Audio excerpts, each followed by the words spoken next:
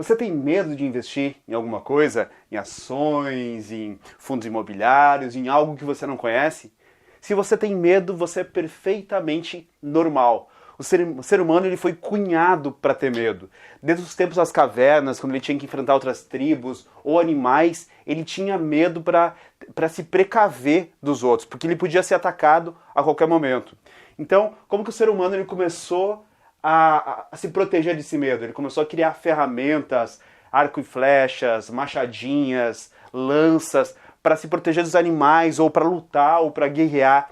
E quando ele começou a construir essas ferramentas, ele foi capaz de mitigar ou diminuir o risco. E a partir daquele momento ele começou a ter mais coragem e começou a seguir adiante. E ele começou a evoluir. E vai acontecer a mesma coisa com você, quando você possuir as ferramentas certas para poder enfrentar os riscos. E esse risco, por mais que ele tenha sido mitigado ou diminuído com as ferramentas que o ser humano criou, ele continuou entranhado no nosso DNA. E ele prosseguiu com a gente na evolução até hoje. Sendo que risco basicamente quer dizer incerteza. Quando você não tem certeza de algo, você está correndo o risco. E esse risco ele foi basicamente transformado em dinheiro. Dinheiro, para a maioria das pessoas, quer dizer segurança pura. Principalmente para algumas mulheres, para alguns homens que são mais... Tem essa necessidade de segurança. Dinheiro é segurança em pó ou segurança em papel. Então eu quero que você entenda. Todo aquele medo do passado ele foi transferido para os dias atuais e o dinheiro é uma arma de segurança, tá bom? Então, eu quero falar sobre os 6 tipos de riscos básicos que qualquer ser humano tá correndo quando está investindo o seu dinheiro. E como que você pode enfrentar cada um desses riscos e se tornar muito melhor. E olha que interessante, a palavra risco, ela é R-I-S-C-O. E tem um S aqui que se a gente tirar, fica o quê? Rico. Justamente, se você enfrentar o risco com as ferramentas certas, que eu vou te mostrar como você construir, você vai ficar rico. Isso mesmo. Então vamos lá, aos 6 tipos principais de riscos que você pode correr quando você está investindo o seu dinheiro. O principal deles é o risco soberano. O risco soberano vem lá dos monarcas, dos reis antigos, dos reis atuais, que era o soberano do país, o soberano que mandava em tudo. Então o soberano continuou vindo até que o país hoje o país é soberano. Então quando a gente diz risco soberano, a gente está falando do risco do país quebrar.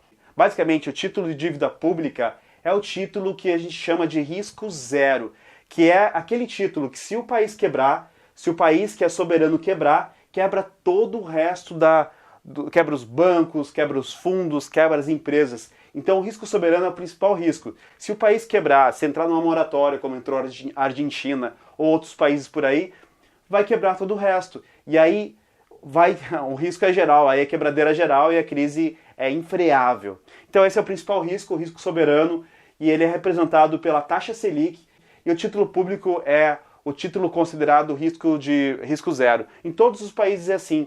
E é interessante até porque quanto maior essa taxa de juros, maior quer dizer o risco daquele país. Então no Brasil, nesse momento que eu estou gravando, está 14,25 ao ano.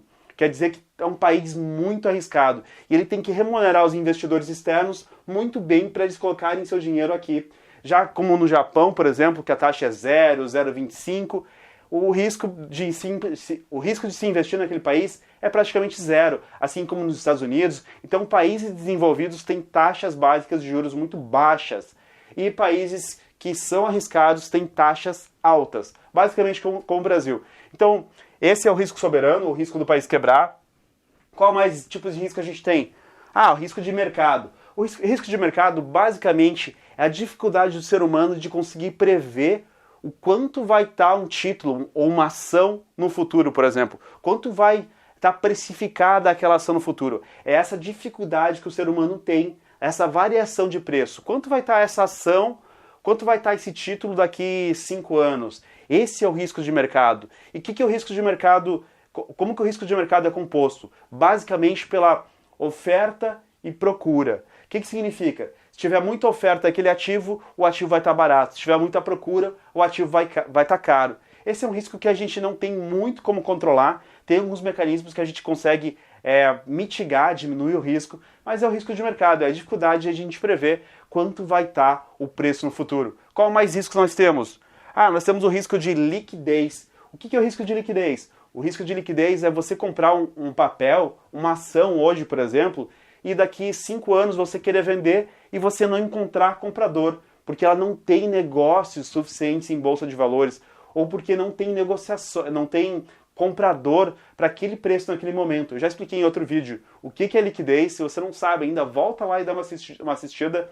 Mas basicamente é você não encontrar comprador e não conseguir converter aquele título em dinheiro. Isso é o risco de liquidez. Qual mais que nós temos?